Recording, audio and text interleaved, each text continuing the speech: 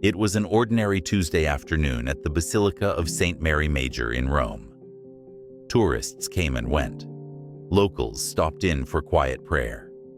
A soft drizzle coated the marble steps outside. Inside the ornate chapel, the confession booths sat mostly empty, dark wood polished, curtains drawn.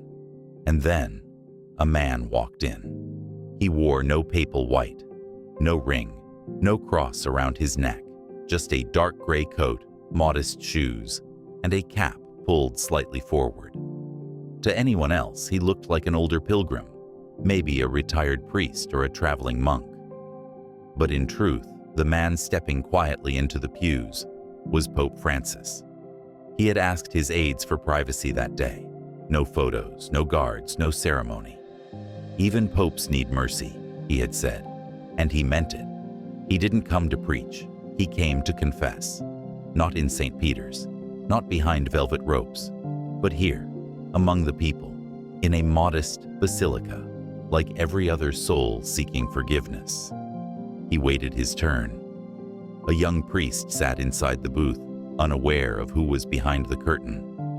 When Pope Francis knelt and softly said, "Bless me, Father, for I have sinned," the priest responded with the usual calm, "Go ahead, my son. God is listening." And Pope Francis began. He spoke not as a pope, but as a man, a sinner, a servant. He confessed small lapses, moments of impatience, times when he had let exhaustion steal his gentleness, how he sometimes doubted whether he was truly enough for the weight he carried. There was a long pause, and then the young priest said something unexpected. "Do not be afraid to fall short. God did not choose you because you were perfect. He chose you because you were willing."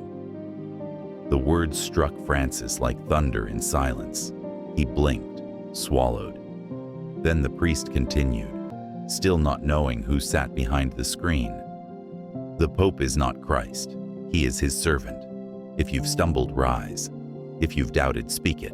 Even Peter sank before he walked again." Francis remained silent, because for once in his life, he had nothing to say. He had come to give penance, and instead, he received grace. After the absolution, the Pope slowly stood up, his hands trembling slightly. He drew back the curtain. The young priest's face turned pale. His mouth opened, but no words came out. "Santità."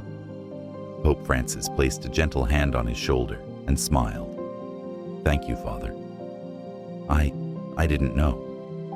That's what made it perfect." News of the moment didn't come from the Vatican. It came from a tourist in the chapel who captured a single blurry photo of Pope Francis, smiling quietly, walking out of the confessional booth. Within hours, the internet flooded with headlines. "Pope confesses like a common man, leaves priest speechless." Pope Francis, reminded that even shepherds need a shepherd.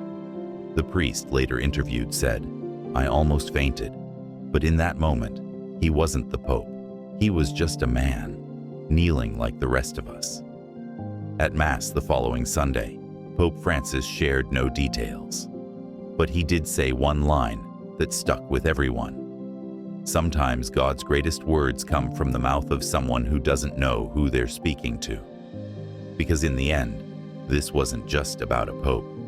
It was about what happens when even the highest kneels before the highest and hears the whisper, "You are still loved."